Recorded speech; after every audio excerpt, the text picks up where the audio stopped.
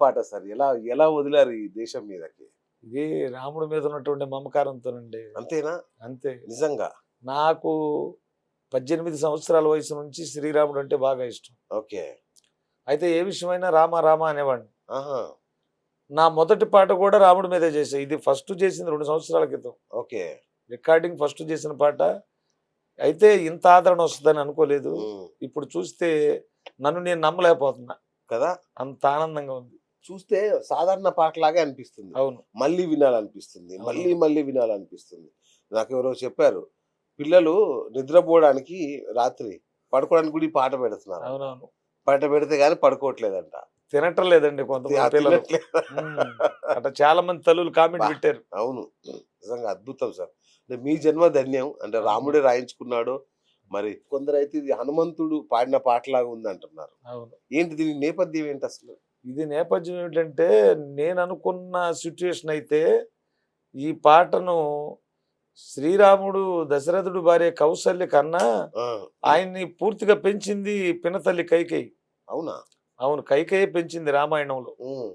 అయితే ఆవిడ చిన్నప్పుడు అన్నం తినని బాగా అలంకరించి అన్నం తినని మారం చేస్తున్న బాలరాముణ్ణి రఘుకుల తిలక రారా నిన్నెత్తి ముద్దులాడేదిరాని ఆప్యాయతగా వాత్సల్యంతో పుత్ర వాత్సల్యంతో ఓకే.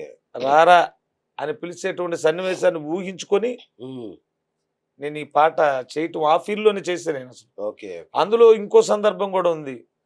బాలరాముడు అయోధ్యకు వస్తున్నాడని అంటే అంతకు ముందు ఉండేది ఈ అయోధ్యలో రామ జన్మభూమి వివాదం పోదు, అవును. శ్రీరాముడిని ఆయన ఉన్న నివాసంలో మనం చూస్తామా చూడమా, అసలు నేను బ్రతికుండంగా రాముడు భక్తుడిని ఆయన చూడగలుగుతాను నివాసం అని. బా! అటువంటి టైంలో ఈ స్టేట్మెంట్ రావటం, ఆ గుడి నిర్మాణం చేపట్టడం, ఇక ఇక్కడికి వచ్చేటువంటి రాముడిని ఎట్ట పిలవాలి, బాలరాముడిని పుత్రవాత్సల్యంతో లాలింపుగా పిలవాలి. ఓకే. దాన్ని దృష్టిలో పెట్టుకొని అంతగా ఫీల్ అయిపోయిన పాట అది. బా! ఏం చదువుకున్నారు మీరు? నేను 92లో ఇంటర్ చేశానండి. హ్మ్. ఇంకా తర్వాత మా స్థితిగతుల వల్ల పూర్ ఫ్యామిలీ తర్వాత చదవలేదు. ఓకే. ఓకే. సో, అంటే చిన్నప్పుడు పాడేవాళ్ళా స్కూల్లో? చిన్నప్పుడు స్కూల్లో సినిమా పాటలు పాడేవాడిని అండి. అచ్చా! ఆ! మాకు తెలుగు టీచర్ గారు భారతీదేవి గారు అని ఉండేవాళ్ళు. ఆ! ఆమె పీరియడ్ వచ్చినప్పుడల్లా ఆమె లెసన్ చెప్పకముందు నన్ను పిలిచి నుంచోబెట్టి పిల్లల్లో మా క్లాసులో అచ్చా! పాడిచ్చేవాళ్ళు. ఆ! ఇక అట్లా అట్లా తర్వాత సినిమా పాటలు పాడుతూ ఉండేవాడిని. ఓకే. తర్వాత 18 సంవత్సరాల వయసులో 86, 87లో అయ్యప్ప స్వామి మాల ఫస్ట్ సారి వేయటం జరిగింది. ఓకే. ఇక తర్వాత ఆ మమకారం డివోషనల్ వైపు మళ్ళింది. ఓకే. ఇక దేవుడి పాటలు అప్పటి నుంచే పాడాలన్న సంకల్పం. అరాకొర 1, 2 నేర్చుకొని గురుస్వాములను అడగటం. హ్మ్. వాళ్ళు ఎప్పుడూ అవకాశం ఇచ్చారు. ఫస్ట్ పాట బాగా పాడాను. అందరూ బాగుందన్నారు. ఇక అక్కడి నుంచి నా పాటల ప్రయాణం మొదలైంది. ఓకే. బాపట్ల అంటేనే సినీ కళామ తల్లికి ఒక కేంద్రం లాంటిది. అవునండి. చాలా పెద్ద పెద్ద నటీనటులొచ్చారు ఆ ప్రాంతం అవునండి. నుంచి. కోన మరి ప్రభాకర్ రావు గారు ఉన్నారు. ఆ! పిఎల్ నారాయణ గారు ఉన్నారు. ఆ! ఇంకా చాలా మంది ఉన్నారు చాలా బాపట్ల. మందున్నారు ఇంకా. అవును. హ్మ్. సో, మీకెప్పుడు అనిపియలేదా మరి మనం గూడా సినిమాల్లోకెళ్దాం, అందరూ ఇక్కడి నుంచి ఎళ్తున్నారు గదా! అని? నాకైతే అట్లా అనిపిలేదు సార్. ఆ! మనదంతా డివోషనల్ అప్పట్లో భజనలు విడిగా ఉంటే నేను ఆటోతో సాదా సీదాగా మాది కర్లపాలెం. హ్మ్. బాపట్ల పక్కనే ఉంటది. ఓకే. ఇప్పుడు మా ఇల్లు అయితే పాతనందాయపాలెం అంటారు. అచ్చా! అయితే ఎప్పుడు కూడా నేను ఆటో తోలుతా ఉండేవాడిని మొదటి నుంచి. హ్మ్. తర్వాత తర్వాత రానుబోను ఇక అనౌన్స్‌మెంట్లు, యాడ్లు ఇవ్వటం అనమాట. ఆ! మైక్ మీద 2 ఆటోలు కట్టుకొని యాడ్లు ఇస్తా ఉన్నాను. మా అబ్బాయి వచ్చిన తర్వాత కూడా మా అబ్బాయి కూడా డిగ్రీ సెకండ్ ఇయర్ వరకు చదివాడు. ఓకే. వాడు కూడా ఆటోనే. అచ్చా! ఇద్దరం ఆ మండలంలో యాడ్లు చేసుకుంటా ఆ!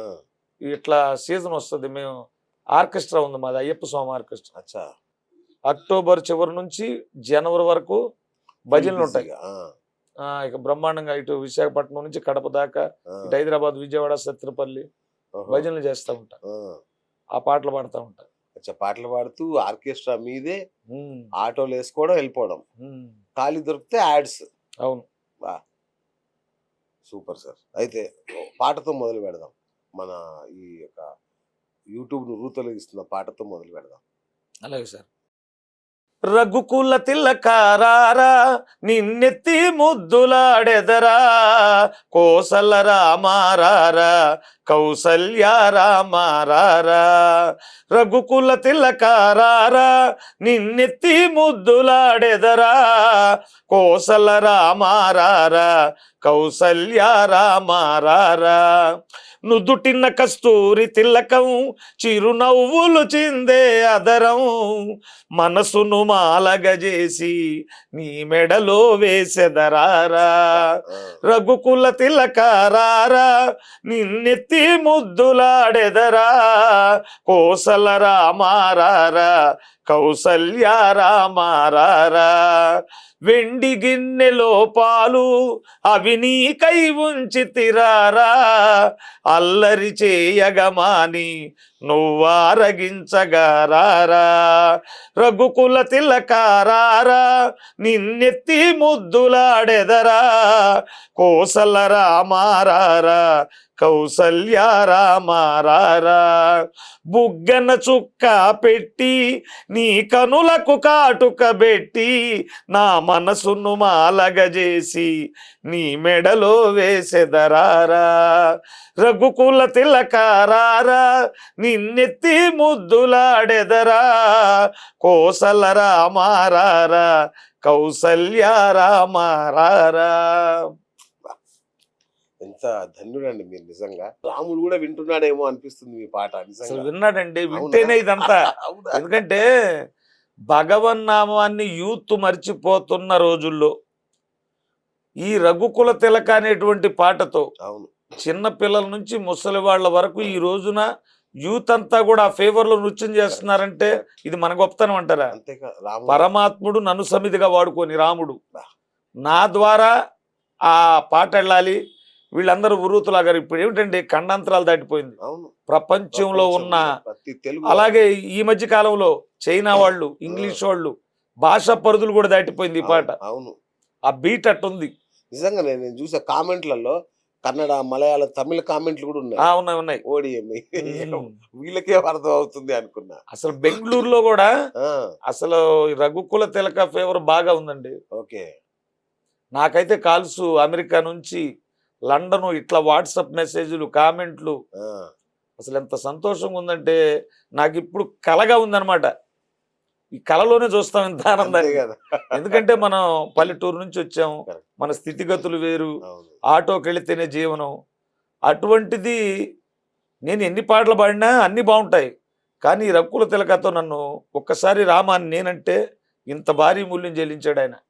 కోటి సార్లు ఇప్పుడు కోటి మంది చూసినట్టున్నారు కోటి ఇప్పటికి. కోటి మంది ఏంటంటే రామకోటి కోటి అయిపోయింది కోటి అది. 10 లక్షల మంది అయ్యారు.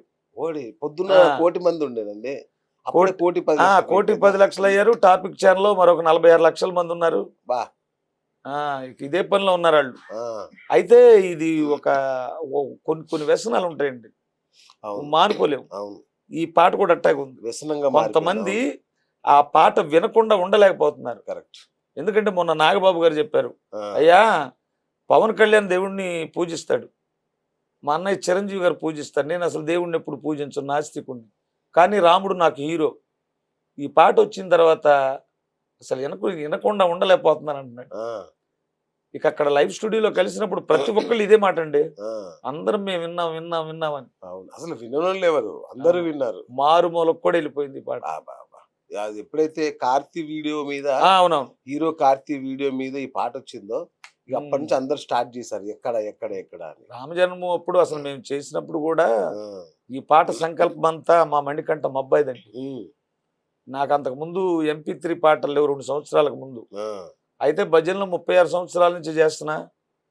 18 సంవత్సరాల దాకా తాళాలతో డోలకు తబలాలు పెట్టుకు చేశా. 18 సంవత్సరాల నుంచి ఆర్కెస్ట్రా మ్యూజికల్గా చేస్తున్నా. ఆ, అయితే ఏ రోజు కూడా MP3 పాటలు లేదు. అవును మరి నాతో పాడే సహచరులు అందరూ అప్పుడు సీడీలు చేశారు, ఓకే. ఇప్పుడు పాటలు చేస్తా, ఆల్బమ్లు చేస్తూ ఉన్నారు.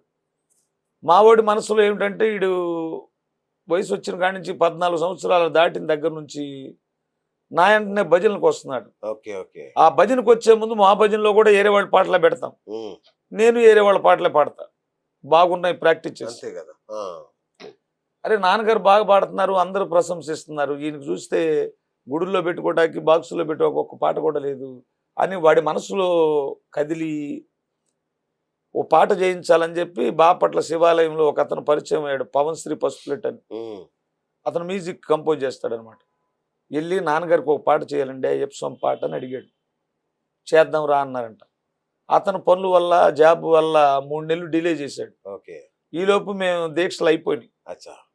అయిపోయిన తర్వాత ఇక ఎవరి పనులు వాళ్ళు చేసుకుంటా ఉన్నాం. ఒకరోజు వీడు ఎప్పుడు వెళ్ళాడో తెలీదు. అక్కడికి వెళ్ళిన తర్వాత వాడి మనసులో ఒక ఆలోచన వచ్చింది. నాన్నగారు చిన్నప్పటి నుంచి ఇంత కష్టపడి రామ రామ అంటాడు, నాకు 2 ఆటోలు సార్, 2 ఆటోల మీద వెనక ట్యాగు రాముడే నా దైవం అని ఉంటుంది. అవునా? ఉంటుంది. బైక్ మీద అట్లాగే ఉంటుంది, ఉమ్. ఇంటి మీద కూడా అట్లాగే ఉంటుంది. ఎందుకంటే అంత